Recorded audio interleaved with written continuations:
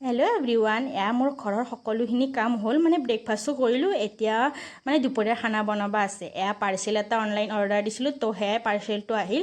তাৰপিছত এয়া আম আছিল, তো হাজবেণ্ডো অফিচৰ পৰা আহিল, সেয়াই আম কাটি দিলোঁ। মানে দুজনে খাওঁ আৰু আম।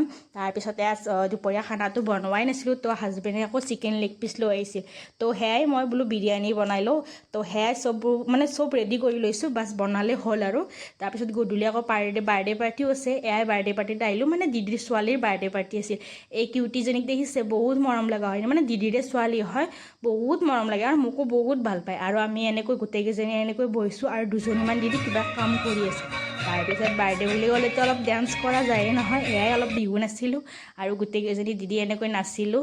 তাৰপিছত এয়া চংটো পিছে মাৰাঠী লগা হৈছিল, কাৰণ মাৰাঠী দিদিৰে মানে ছোৱালীৰ বাৰ্থডে আছিল। আৰু এয়াই বাৰ্থডে গাল, আমি এনেকৈ গোটেইকেইজনী অলপ ফটো উঠিলোঁ। আজিলৈ ইমানেই আছিল, বাই।